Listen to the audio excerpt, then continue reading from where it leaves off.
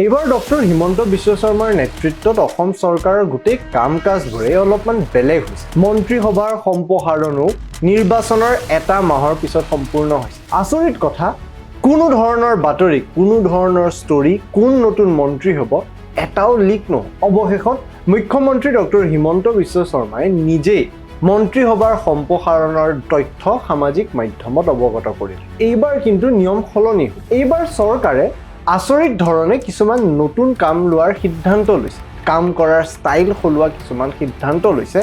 কিন্তু মন্ত্ৰীসভাৰ সম্প্ৰসাৰণৰ পিছত নতুন নাম দেখি সামাজিক মাধ্যমত আজিৰ তাৰিখত এটা নতুন বিতৰ্কৰ সৃষ্টি হৈছে। প্ৰথম নাম বিশ্বজিৎ দৈমাৰী। শেহতীয়াভাৱে তেওঁ অধ্যক্ষ হৈ থকা অৱস্থাত তেওঁৰ 5টা বছৰৰ কাৰ্যকালত বৃহৎ ধৰণৰ এটা দুৰ্নীতি হোৱাৰ অভিযোগ। হিমন্ত বিশ্ব শৰ্মাৰ ঘনিষ্ঠ মানুহে প্ৰথম সময়ছোৱাত শপত গ্ৰহণ নকৰি এটা মাহ অপেক্ষা কৰিবলগীয়া হ'ল। ইয়াৰে আঁৰত কিবা ষড়যন্ত্ৰ আছিল নেকি? আজি এই ভিডিঅ'ত আমি নতুন মন্ত্ৰীসভাৰ কথা আলোচনা কৰিম। কেৱল নাম, কেৱল কি ধৰণে তেওঁলোকক নিৰ্বাচিত কৰা হৈছে বা কি ধৰণে তেওঁলোকে দায়িত্ব পাইছে সেয়াই নহয়, বৰঞ্চ তেওঁলোকৰ পৰা আমি কি আশা কৰোঁ। সাধাৰণ মানুহে আজিৰ তাৰিখত যি সময়ত মূল্য বৃদ্ধিৰ নিচিনা সমস্যাৰ সন্মুখীন হৈ আছোঁ, অসমীয়া যুৱক যুৱতীৰ ভৱিষ্যতক লৈ সমস্যাৰ সন্মুখীন হৈ আছোঁ, শিক্ষা বিভাগত হৈ থকা গাফিলতিৰ সন্মুখীন হৈ আছোঁ, সমাজ ব্যৱস্থাত একদম নিম্নভাৱৰ যি সমস্যা আছে তাৰ কথা চিন্তা কৰি আছোঁ, তেনেকুৱা এটা অৱস্থাত প্ৰত্যেকজন মন্ত্ৰী, প্ৰত্যেকজন বিধায়কৰ পৰা সাধাৰণ জনতাই এই সম্প্ৰসাৰণ সমাপ্ত হোৱাৰ পিছত কি আশা কৰে তাৰ কথা আলোচনা কৰিম এই ভিডিঅ'ত। এই ভিডিঅ' শেষলৈকে চাওক। নমস্কাৰ, জয় অসম, জয় হিন্দ। মই অভয় ভূঞা এটা নতুন ভিডিঅ'লৈ স্বাগতম জনাইছোঁ।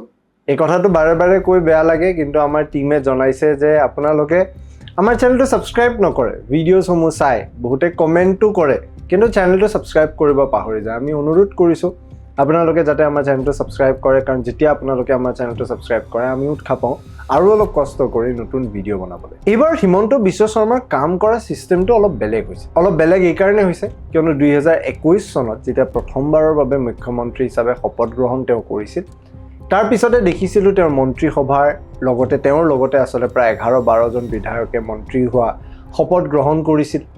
তেওঁৰ মন্ত্ৰীসভাখন প্ৰায়ভাগ নিশ্চিত হৈ গৈছিল আৰু ঠিক একেধৰণে প্ৰথম দিনৰ পৰাই কাম কাজ আৰম্ভ কৰি দিলে। এইবাৰ মে' 4 তাৰিখৰ নিৰ্বাচনৰ ফলাফলৰ পিছত হিমন্ত বিশ্ব শৰ্মাই অকলশৰীয়াভাৱে নহয়, লগত কেৱল 4জন বিধায়কক লৈ এইবাৰ শপত গ্ৰহণ কৰি নিজৰ মন্ত্ৰীসভাখন গঠন কৰিলে। তেওঁ নিজে মুখ্যমন্ত্ৰী হিচাপে শপত গ্ৰহণ কৰাৰ লগে লগে ৰামেশ্বৰ তেলী ডাঙৰীয়া, এজন জ্যেষ্ঠ বিজেপিৰ কাৰ্যকৰ্তা, প্ৰাক্তন কেন্দ্ৰীয় মন্ত্ৰী, এজন জ্যেষ্ঠ বিধায়ক, অজন্তা নেওগ এগৰাকী মহিলা বিধায়ক, প্ৰাক্তন মন্ত্ৰী, অতুল বৰা অসম গণ পৰিষদৰ সভাপতি, চৰণ বড়ো বড়োলেণ্ড পিপলছ ফ্ৰণ্টৰ এজন সক্ৰিয় বিধায়ক, এওঁলোকৰ লগত মিলি মন্ত্ৰীসভাখন গঠন কৰিলে। আৰু তাৰ পিছত প্ৰায় 3 সপ্তাহ ধৰি এই জল্পনা কল্পনা চলি থাকিলে যে এতিয়া সম্প্ৰসাৰণ কেতিয়া সম্পূৰ্ণ হ'ব, নতুন মন্ত্ৰিত্ব কোনে পাব, কিয়নো মুখ্যমন্ত্ৰী ডক্টৰ হিমন্ত বিশ্ব শৰ্মাৰ ঘনিষ্ঠ আৰু বিগত কাৰ্যকালত অতিকৈ সক্ৰিয় হৈ থকা মন্ত্ৰীসকলেও এইবাৰ প্ৰথম পৰ্যায়ত মন্ত্ৰীসভাত স্থান লাভ নকৰিলে। তেওঁলোকক অপেক্ষা কৰি ৰাখিলে প্ৰায় 3 মাহ,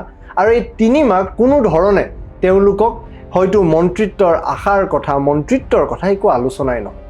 অৱশেষত সেই জল্পনা কল্পনা আজি সন্ধিয়া অন্ত পৰিছিল। মুখ্যমন্ত্ৰী ডক্টৰ হিমন্ত বিশ্ব শৰ্মাই সামাজিক মাধ্যমৰ জৰিয়তে 12জন বিধায়কৰ বা 12জন হ'বলগীয়া মন্ত্ৰীৰ নাম ঘোষণা কৰিলে, যি এইবাৰ নতুন মন্ত্ৰীসভাৰ সদস্য বা মন্ত্ৰীসভাৰ অংশ হ'ব। প্ৰথম নামটোলৈ আহিছোঁ, বা প্ৰথমতে আমি নতুন মন্ত্ৰী কাৰ কাৰ নাম অন্তৰ্ভুক্ত হৈছে তেওঁলোকৰ কথা আলোচনা কৰিব খুজিছোঁ। প্ৰথমতে অশ্বিনী ৰায় চৰকাৰ, গোলোকগঞ্জৰ বিধায়ক। এইবাৰ সমষ্টি পুনৰ নিৰ্ধাৰণ হোৱাৰ পিছত এই সমষ্টিটো এটা সময়ত মুছলমান প্ৰাধান্য সমষ্টি আছিল, এতিয়া হিন্দু প্ৰাধান্য সমষ্টি হ'ল। লগতে এজন কোচ ৰাজবংশী নেতা, সাধাৰণতে ধুবুৰীৰ নিচিনা জিলা যি আচলতে এখন মুছলমান প্ৰাধান্য জিলা হয়, ইয়াৰ পৰা এজন হিন্দু MLA বা হিন্দু বিধায়ক এবাৰ বিজেপিৰ পৰা জয়লাভ কৰাৰ পিছত অশ্বিনী ৰায় চৰকাৰক এবাৰ মন্ত্ৰিত্ব দিয়াৰ সিদ্ধান্ত ডক্টৰ হিমন্ত বিশ্ব শৰ্মাই গ্ৰহণ কৰিলে। ইয়াৰ পিছতে মঙলদৈ সমষ্টিৰ বিধায়ক নীলিমা দেৱী এইবাৰ প্ৰথমবাৰৰ বিধায়ক, লগতে এইবাৰ মন্ত্ৰীসভাৰ দ্বিতীয়গৰাকী মহিলা মন্ত্ৰী হিচাপে নিৰ্বাচিত কৰা হ'ল। ইয়াৰে পূৰ্বৰো যদি আমি মন্ত্ৰীসভাখনলৈ চাওঁ, অজন্তা নেওগৰ লগত নন্দিতা গাৰ্লছাৰ নাম অন্তৰ্ভুক্ত কৰা হৈছিল, কিন্তু নন্দিতা গাৰ্লছা বৰ্তমান সময়ত এইবাৰ টিকেট নোপোৱাৰ ফলত তেওঁ কংগ্ৰেছত যোগদান কৰি নিৰ্বাচনত পৰাজয় হ'ল। যোৱাবাৰৰ নিচিনা এইবাৰো দুইগৰাকী মহিলা মন্ত্ৰীক স্থান দিয়া হৈছিল এই মন্ত্ৰীসভাত, সেয়েহে নীলিমা দেৱীৰ নাম ইয়াতে অন্তৰ্ভুক্ত কৰা হ'ল। তৃতীয়তে সুশান্ত বৰগোহাঁইৰ নাম অন্তৰ্ভুক্ত কৰা হ'ল। এই নামটোক লৈ পেলাই জল্পনা কল্পনা ইতিমধ্যে চলি আছিল। প্ৰায় নিশ্চিত আছিল যে আহোম ফেচ হিচাপে এইবাৰ আহোম নেতা হিচাপে হয়তো সুশান্ত বৰগোহাঁইৰ নাম অন্তৰ্ভুক্ত কৰিব, কিয়নো শিৱসাগৰ জিলাৰ ডিমৌ সমষ্টিৰ পৰা তেওঁ এবাৰ বিধায়ক হৈছে, যথেষ্ট অভিজ্ঞ এজন বিধায়ক। ইয়াৰ পূৰ্বে তেওঁ কংগ্ৰেছত আছিল। বিসম্বাদৰ সময়ত যদিও তেওঁ মুখ্যমন্ত্ৰী ডক্টৰ হিমন্ত বিশ্ব শৰ্মাৰ ফৈদৰ লগত নাছিল, সেই সময়ত তৰুণ গগৈ ফৈদৰ লগত আছিল। ইয়াৰে পূৰ্বৰ 2021 নিৰ্বাচনৰ পিছত তেওঁ বিজেপিত যোগদান কৰিছিল আৰু মুখ্যমন্ত্ৰীৰ লগত এটা ভাল ঘনিষ্ঠ সম্পৰ্ক থকা বুলি সকলোৱে গম পায়। লগতে সক্ৰিয়ভাৱে আহোম ৰাজনীতিৰ লগত জড়িত, সেয়েহে সুশান্ত বৰগোহাঁইৰ নাম অন্তৰ্ভুক্ত কৰা হ'ল। চতুৰ্থতে অন্তৰ্ভুক্ত কৰা হ'ল প্ৰাক্তন অধ্যক্ষ বিশ্বজিৎ দৈমাৰীৰ নাম। বিশ্বজিৎ দৈমাৰীৰ নাম ইয়াতে অতিকৈ আচলতে গুৰুত্বপূৰ্ণ এইকাৰণে কিয়নো ৰঞ্জিত দাস ডাঙৰীয়াই এইবাৰ মন্ত্ৰিত্ব নোপোৱাৰ পূৰ্বে যেতিয়া অধ্যক্ষ হিচাপে নিৰ্বাচিত কৰা হ'ল, এটা বৃহৎ ডাঙৰ দুৰ্নীতিৰ অভিযোগ বিশ্বজিৎ দৈমাৰীৰ ওপৰত উত্থাপন কৰা হৈছিল। বিধানসভাৰ অধ্যক্ষ হৈ থকা অৱস্থাত বিগত 5টা বছৰত প্ৰায় 1000 কোটি টকাৰ ফাণ্ডছ আচলতে অসম চৰকাৰৰ পৰা বিধানসভালৈ মুকলি কৰা হৈছিল। এই মুকলি কৰাৰ ফলত কিছুমান ডাঙৰ অভিযোগ উত্থাপন কৰিছিল যে বিভিন্ন অফিচিয়েলছ বা চৰকাৰী কৰ্মচাৰীৰ জৰিয়তে বৃহৎ এটা ডাঙৰ দুৰ্নীতি হৈছিল, যেনে উইপুক মাৰিবলৈ প্ৰায় 3.5 কোটি টকাৰ এটা খৰচা এল'কেট কৰা হৈছিল। AC তথা বহুখিনি মেকানিকেল ইকুইপমেণ্টছ ক্ৰয় কৰাৰ কাৰণে বহুখিনি টকা ব্যয় কৰা হৈছিল আৰু এনেকুৱা বিভিন্ন অভিযোগ উত্থাপন হৈছে। ইতিমধ্যে এইখিনিক লৈ বাতৰি যদিও পৰিৱেশন হৈ আছে, ইয়াৰে ডিটেইলছ আমি ক'তো পোৱা নাই। অনুসন্ধান চলি আছে, বহুতে বিচাৰি আছে। তথ্য নোপোৱাৰ ফলত কিছুমান অভিযোগ আমি সামাজিক মাধ্যমৰ উত্থাপন কৰাৰ পৰা বিৰত হৈ আছোঁ। কিন্তু এটা কথা জানি আচৰিত লাগিছে যে আজিৰ তাৰিখতো গণতন্ত্ৰৰ এনেকুৱা এটা শক্তিশালী মঞ্চত বিধানসভাৰ এজন অধ্যক্ষৰ ওপৰত সাধাৰণ সাংবাদিক এজন বা এজন কোনো এক্টিভিষ্টে প্ৰশ্ন উত্থাপন কৰিব নোৱাৰে, RTI এপ্লাই কৰিব নোৱাৰে, কিয়নো অধ্যক্ষ হিচাপে তেওঁলোকৰ প্ৰিভিলেজ মোশ্যন থাকে। সেই প্ৰিভিলেজ মোশ্যন ব্যৱহাৰ কৰি তেওঁলোকে RTI ৰিভোক কৰিব পাৰে। RTI মাৰিলেও তথ্য নিদিয়াৰ পৰা তেওঁলোক আচলতে দূৰত থাকিব পাৰে আৰু তেনেকুৱা উদাহৰণ বিশ্বজিৎ দৈমাৰী অধ্যক্ষ হৈ থকাৰ পৰা দেখিলোঁ। কিন্তু এইবাৰ ইমান গুৰুত্বপূৰ্ণ অভিযোগ হয়তো হিমন্ত বিশ্ব শৰ্মাৰ নেতৃত্বত চৰকাৰ গঠন হোৱাৰ পিছত এয়া আটাইতকৈ ডাঙৰ অভিযোগ দুৰ্নীতিৰ ওপৰত উত্থাপন হৈছিল। তাৰ পিছতো বিশ্বজিৎ দৈমাৰীক মন্ত্ৰীসভাত অন্তৰ্ভুক্ত কৰাটো সকলোকে আচলতে আচৰিত কৰিছে। বহুতে আমাক জানিব দিয়া মতে এনেকুৱাও হ'ব পাৰে যে যিহেতু অভিযোগ উত্থাপন কৰাটোত এম্প্লিফাই বেছি কৰা হৈছে, তাক নিউট্ৰেলাইজ কৰিবলৈও হয়তো বিশ্বজিৎ দৈমাৰীক অন্তৰ্ভুক্ত কৰা হৈছে। কিন্তু আমি ভাবোঁ এজন এনেকুৱা নেতাৰ ওপৰত যেতিয়া ইমান ডাঙৰ দুৰ্নীতিৰ অভিযোগ থাকে, তাক ক্লেৰিফাই নকৰি, তাৰ কোনো ধৰণৰ ক্লেৰিফিকেশ্যন জনগণক নজনোৱাকৈ যদি মন্ত্ৰীসভাত অন্তৰ্ভুক্ত কৰা হয়, ইয়াৰ পৰা এটা এনেকুৱা ধৰণৰো বাৰ্তা যাব পাৰে যে চৰকাৰৰ ফালৰ পৰা কিবা কাৰণত বিশ্বজিৎ দৈমাৰীক প্ৰটেক্ট কৰিব খুজিছে নেকি। বিশ্বজিৎ দৈমাৰী এইবাৰ তামোলপুৰ সমষ্টিৰ পৰা বিধায়ক হিচাপে নিৰ্বাচিত হৈছিল। তেওঁৰ বিৰুদ্ধে এইবাৰ নিৰ্বাচন খেলিছিল প্ৰমোদ বড়ো। UPPL এটা সময়ত NDAৰ সতীৰ্থ আছিল, তেওঁ নিৰ্বাচনত পৰাজয় হ'ল। বিশ্বজিৎ দৈমাৰী যথেষ্ট এজন অভিজ্ঞ ৰাজনীতিবিদ, অভিজ্ঞ বিধায়ক। তেওঁ আচলতে এজন বড়ো নেতা। এনেকুৱা এটা সময়ত প্ৰশ্ন উত্থাপন হয় যে এইবাৰ হাগ্ৰামা মহিলাৰ BPFৰ লগত যেতিয়া মিত্ৰজোঁট গঠন কৰিছিল, সেই সময়ত এটা কেৱল মন্ত্ৰীসভাৰ বাৰ্থ বা মন্ত্ৰীসভাৰ সদস্য BPF দলৰ দিয়া হৈছিল চৰণ বড়োক, যাক আচলতে বৰ্তমান সময়ত ট্ৰান্সপৰ্ট ডিপাৰ্টমেণ্টৰ দায়িত্ব দিয়া হৈছে। এনেকুৱা এটা সময়ত হয়তো বিজেপিৰ ফালৰ পৰা এজন বড়ো বিধায়কক নিজৰ লগত ৰখাৰ এটা উদাহৰণ দাঙিবলৈ বিশ্বজিৎ দৈমাৰীক অন্তৰ্ভুক্ত কৰা হৈছে। এই 4জন নতুন বিধায়ক যি আজিৰ তাৰিখত নতুন মন্ত্ৰীসভাত স্থান লাভ কৰিব। ইয়াৰ পিছত কথা আহিল যে হিমন্ত বিশ্ব শৰ্মাৰ লগত ঘনিষ্ঠ হৈ থকা কেইজনমান শক্তিশালী মন্ত্ৰী যি নিৰ্বাচনত গুৰুত্বপূৰ্ণ ভূমিকা পালন কৰিছিল, প্ৰায় 1 মাহ অপেক্ষা কৰিবলগীয়া হ'ল এবাৰ মন্ত্ৰীসভাত নাম অন্তৰ্ভুক্ত কৰিবলৈ। ইয়াৰে প্ৰথম নামটোৱে হৈছে পীযুষ হাজৰিকাৰ নাম। পীযুষ হাজৰিকা ইয়াৰে পূৰ্বৰ চৰকাৰৰ সময়ত যথেষ্ট শক্তিশালী এজন মন্ত্ৰী হিচাপে প্ৰদৰ্শন কৰিছিল। ৱাটাৰ ৰিচোৰ্চ ডিপাৰ্টমেণ্টত বিশেষকৈ বান বিৰুদ্ধে যুঁজ কৰিবলৈ এম্বেংমেণ্টছ বা মথাউৰি নিৰ্মাণ কৰাত এটা গুৰুত্বপূৰ্ণ ভূমিকা তেওঁ পালন কৰিছিল। সাধাৰণতে ৱাটাৰ ৰিচোৰ্চেছৰ নিচিনা ডিপাৰ্টমেণ্ট বা অসমৰ নিচিনা স্থানত এজন মন্ত্ৰীয়ে নিজৰ ডিপাৰ্টমেণ্টত লৈ সক্ৰিয়ভাৱে এক্টিভ হৈ থকা আমি খুব কম দেখোঁ। পীযুষ হাজৰিকা তেনেকুৱা এটা সময়ত এটা এনেকুৱা উদাহৰণ আছিল যি খুব সক্ৰিয়ভাৱে নিজৰ ডিপাৰ্টমেণ্টৰ জৰিয়তে মথাউৰিৰ বিশেষকৈ কাম কৰিবলৈ সক্ষম হৈছিল আৰু বিগত 5টা বছৰত তেওঁ নিজৰ মন্ত্ৰীসভাৰ এই কাৰ্যকালত বহুখিনি সময়ত এম্বেংকমেণ্ট নিৰ্মাণৰ লগতে অসমতে বান বিৰোধী যুঁজখন আগবঢ়াই ৰাখিছিল। কিন্তু তেনেকুৱা এটা সময়ত প্ৰশ্ন হয় যে মুখ্যমন্ত্ৰীৰ ইমান ঘনিষ্ঠ মন্ত্ৰীসভাৰ এজন জ্যেষ্ঠ নেতা তেওঁক ইমান সময় কিয় লগাইছিল অন্তৰ্ভুক্ত কৰিবলৈ। বাৰু যি কি নহওক, এতিয়া সম্প্ৰসাৰণ সমাপ্ত হোৱাৰ লগতে তেওঁৰ নাম অন্তৰ্ভুক্ত যিহেতু হৈছে, তেওঁ হয়তো এটা শক্তিশালী দফতৰ পাব পাৰে। এবাৰ এনেকুৱাও কথা ওলাইছে যে এগ্ৰিকালচাৰ ডিপাৰ্টমেণ্টৰ নিচিনা এটা বৃহৎ ডিপাৰ্টমেণ্ট তেওঁ পাব পাৰে। এবাৰ হয়তো মিনিষ্ট্ৰী ৰিচাফলত হয়তো বহু নতুন মন্ত্ৰীয়ে নতুন ডিপাৰ্টমেণ্টছ নিজৰ লগত পাব পাৰে। ইয়াৰে পূৰ্বে থকা হয়তো বহুখিনি ডিপাৰ্টমেণ্টছ নিজৰ মাজতে ৰিচাফল কৰিব পাৰে যাতে কাম সকলোফালে এফিচিয়েণ্টলি আৰু এক্টিভলি হ'ব পাৰে। সেয়েহে পীযুষ হাজৰিকা ডাঙৰীয়াও এইবাৰ ভাল ডিপাৰ্টমেণ্ট পোৱাৰ যথেষ্টখিনি আশা বা যথেষ্টখিনি সম্ভাৱনা আছে। দ্বিতীয়তে জয়ন্ত মল্ল বৰুৱা এইবাৰ লোৱাৰ আছামৰ বা নামনি অসমৰ ৰাজনীতিত অতিকৈ গুৰুত্বপূৰ্ণ এটা ভূমিকা পালন কৰিছিল। বিশেষকৈ বড়োলেণ্ডৰ নিৰ্বাচনতো বা BPFৰ লগত মিত্ৰজোঁটক সক্ৰিয়ভাৱে বিজেপিৰ লগত জোৰাই ৰখাত জয়ন্ত মল্ল বৰুৱাই এটা গুৰুত্বপূৰ্ণ ভূমিকা পালন কৰিছিল। নামনি অসমত ক'বলৈ গ'লে অকলশৰীয়াভাৱে তেওঁ এইবাৰ নিৰ্বাচনত বহুখিনি সময়ত মুখ্যমন্ত্ৰী ডক্টৰ হিমন্ত বিশ্ব শৰ্মাক সহায় কৰিবলৈ সক্ষম হৈছিল। এজন মুখ্যমন্ত্ৰীৰ ঘনিষ্ঠ বিধায়ক বা ঘনিষ্ঠ মন্ত্ৰী।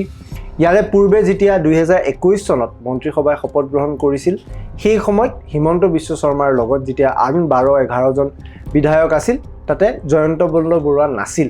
কিন্তু তাৰ পিছত দেখা হ'ল যে পিছৰ সময়ত তেওঁ অন্তৰ্ভুক্ত হোৱাৰ পিছত সক্ৰিয়ভাৱে কাম কৰিবলৈ সক্ষম হৈছিল আৰু এইবাৰো তেওঁ হয়তো গুৰুত্বপূৰ্ণ দফতৰ বা গুৰুত্বপূৰ্ণ ডিপাৰ্টমেণ্টছ পোৱা পূৰ্ণ সম্ভাৱনা আছে। ইয়াৰ লগতে আহি যায় অশোক সিংঘাল শোণিতপুৰ জিলাৰ পৰা এবাৰ মন্ত্ৰীসভাত স্থান লাভ কৰিছে। ইয়াৰে পূৰ্বে তেওঁ আছিল। লগতে শোণিতপুৰ জিলাত তেওঁ নিজৰ কামখিনি কৰাৰ বাহিৰেও ডিলিমিটেশ্যনত এবাৰ এটা গুৰুত্বপূৰ্ণ ভূমিকা পালন কৰিল। এবাৰ ডিলিমিটেশ্যন এটা বৃহৎ কাৰণ আছিল কিয় বিজেপিয়ে খিলঞ্জীয়া অসমীয়া মানুহৰ বাবে বহুখিনি আসন সুৰক্ষা কৰিব পাৰিছিল। এই ডিলিমিটেশ্যনত অশোক সিংঘাল ডাঙৰীয়াই এটা গুৰুত্বপূৰ্ণ ভূমিকা পালন কৰিছিল। যদিও নিৰ্বাচনৰ পিছত এনেকুৱা ধৰণৰ কথা বতৰা ওলাইছিল যে অশোক সিংঘালৰ নাম এবাৰ কৰ্তন হ'ব পাৰে, বৰ্তমান সময়ত বাস্তৱ সত্যটো এয়াই যে তেওঁৰ নাম কৰ্তন কৰা নহ'ল, তেওঁক অন্তৰ্ভুক্ত কৰা হ'ল আৰু ইয়াৰে বিগত মন্ত্ৰীসভাৰ নিচিনা এইবাৰ তেওঁ পুনৰ মন্ত্ৰী হৈ থাকিব। চতুৰ্থতে পুনৰ এবাৰ বিমল বৰা মন্ত্ৰীসভাত স্থান লাভ কৰিছে। সৰ্বানন্দ সোণোৱালৰ ঘনিষ্ঠ এজন মন্ত্ৰী, যি হিমন্ত বিশ্ব শৰ্মাৰ কাৰ্যকালত আচলতে খুব ধুনীয়াকৈ মিলিবলৈ সক্ষম হৈছিল। বিগত 5টা বছৰত বিহু, ঝুমুৰ বা বাগুৰুম্বাকে ধৰি বহুকেইটা সাংস্কৃতিক অনুষ্ঠান এটা আন্তঃৰাষ্ট্ৰীয় পৰ্যায়ত আয়োজন কৰিবলৈ বিমল বৰা সক্ষম হৈছিল, যাৰ ফলত তেওঁক পুনৰ এবাৰ মন্ত্ৰীসভাত অন্তৰ্ভুক্ত কৰা হৈছে। ৰণোজ পেগু ডাঙৰীয়াক পুনৰ এবাৰ অন্তৰ্ভুক্ত কৰা হ'ব। ধেমাজি সমষ্টিৰ বিধায়ক, অসম মন্ত্ৰীসভাৰ ভিতৰত চাগে অন্যতম এজন শিক্ষিত বিধায়ক। এনেকুৱা সম্ভাৱনা আছে যে পুনৰ এবাৰ তেওঁক শিক্ষামন্ত্ৰীৰে ডিপাৰ্টমেণ্টটো দিয়া হ'ব, সেই মন্ত্ৰালয়তে তেওঁ কাম কৰিব। কিন্তু প্ৰশ্ন উত্থাপন হৈছে যে ছাত্ৰ ছাত্ৰীৰ বহুখিনি সমস্যা বিগত 5টা বছৰত তেওঁ বহুখিনি সময়ত শুনিবলৈ খোজা নাছিল, যাৰ বাবে মুখ্যমন্ত্ৰীৰ হস্তক্ষেপৰ প্ৰয়োজন হৈছিল। তেনেকুৱা এটা সময়ত ছাত্ৰ ছাত্ৰীৰ ডিমাণ্ডছ মতে তেওঁলোকে এজন নতুন মন্ত্ৰী বিচাৰে যি এই দপ্তৰটোক হেড কৰক, এই নতুন দপ্তৰটো চলাওক। কিন্তু তেনেকুৱা এটা সময়ত সম্ভাৱনা বেছি যে ৰণোজ পেগু ডাঙৰীয়াই হয়তো শিক্ষামন্ত্ৰী হিচাপে নিজৰ কাৰ্যকাল আগবঢ়াব। বৰাকবেলিৰ পৰা কৌশিক ৰায় আৰু কৃষ্ণেন্দু পলে পুনৰ এবাৰ মন্ত্ৰীসভাত অন্তৰ্ভুক্ত হ'ব।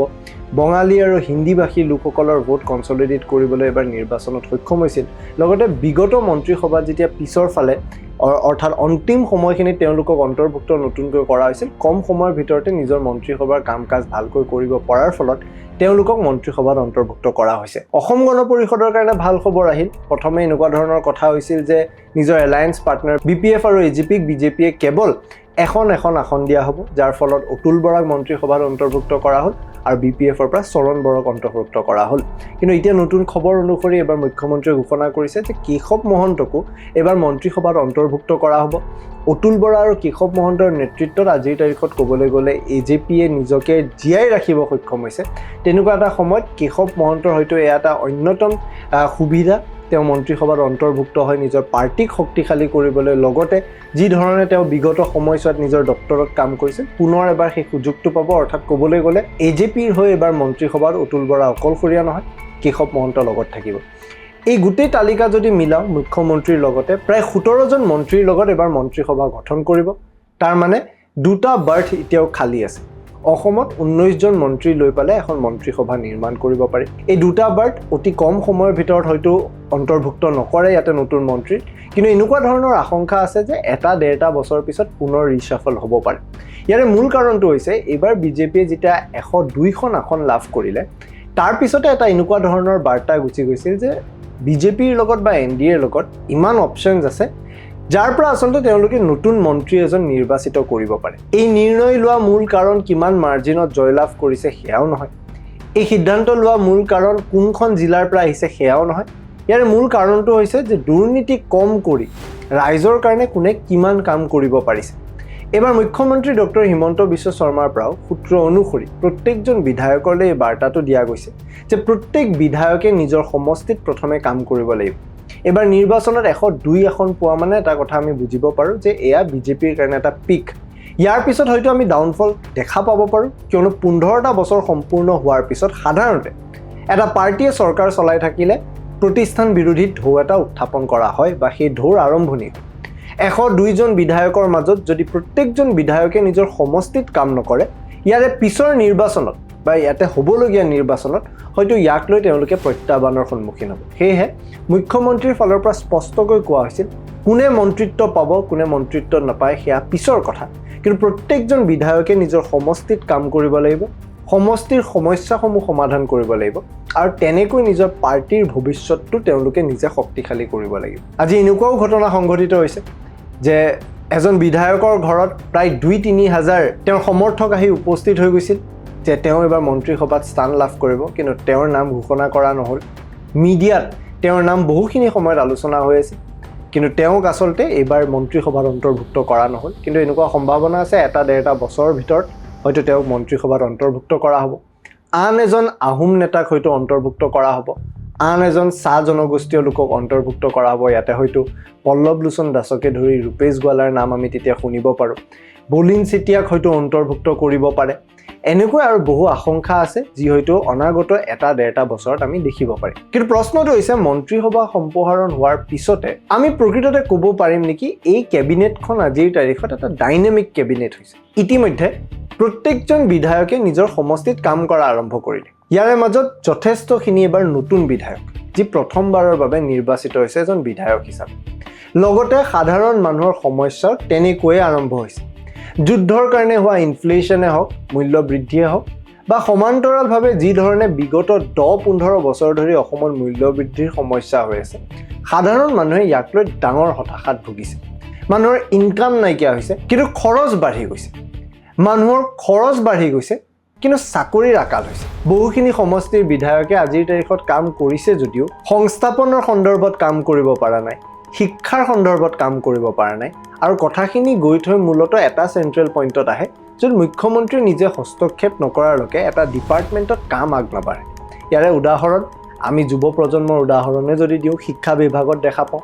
এটা ৰিজাল্ট কেতিয়া দিব সেই ঘোষণা মন্ত্ৰী এজনে নহয়, মুখ্যমন্ত্ৰী নিজে কৰিব লাগে। অৰ্থাৎ গোটেইখিনি কমাণ্ড এটা জেগাৰ পৰা অহাৰ লগে লগে ইছ্যুজবোৰ বেছি কালেক্টিভলি গোট খাইছে, যাৰ বাবে তাৰ সমাধান ওলাবলৈ আজিৰ তাৰিখত মানুহৰ ওচৰত বেছি অপশ্যনছ নাই।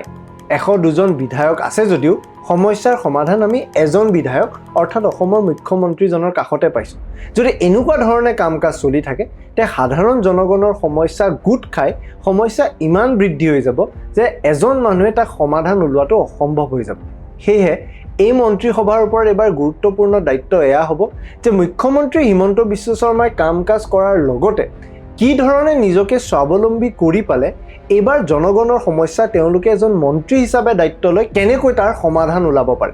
লগতে প্ৰত্যেকজন 102 জন বিধায়কৰ লগত এইটো এটা ডাঙৰ সমস্যাৰ সন্মুখীন হ'ব যে নিজৰ সমষ্টিত হৈ থকা সমস্যাখিনি তেওঁলোকে কেনেকৈ নিজৰ লেভেলতে সলভ কৰিব পাৰে বা সমাধান ওলাব পাৰে। অসমত আজিৰ তাৰিখত বিজেপিৰ নিচিনা দল এটাক বা NDAৰ নিচিনা এলায়েন্স এটাক অসমৰ জনতাই 102খন আসন এনেই দিয়া নাই। প্ৰত্যেকজনক প্ৰ'এক্টিভ আৰু এফিচিয়েণ্টলি সকলো সমস্যাৰ সমাধান উলিয়াবলৈ দিছে।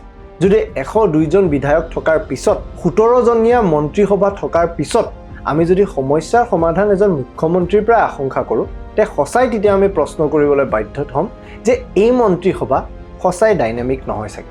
মই আশা কৰিম মোৰ এই ধাৰণা এই মন্ত্ৰীসভাই সলনি কৰিব। কমেণ্ট ছেকশ্যনত আপোনালোকে এই মন্ত্ৰীসভাৰ সন্দৰ্ভত নতুন মন্ত্ৰী যি যাক আচলতে অন্তৰ্ভুক্ত কৰিছে তেওঁলোকৰ সন্দৰ্ভত কি ভাবে কমেণ্ট ছেকশ্যনত জনাব পাৰে এই ভিডিঅ'টো যদি চাই ভাল পালে আমাৰ চেনেলটো ছাবস্ক্ৰাইব কৰিব ভিডিঅ'টো লাইক কৰিব কাৰণ যেতিয়া আপোনালোকে আমাৰ চেনেলটো ছাবস্ক্ৰাইব কৰে ভিডিঅ'টো লাইক কৰে আমি উৎসাহ পাওঁ আৰু অলপ কষ্ট কৰি এটা নতুন ভিডিঅ' বনাবলৈ এই ভিডিঅ'টো চোৱাৰ বাবে ধন্যবাদ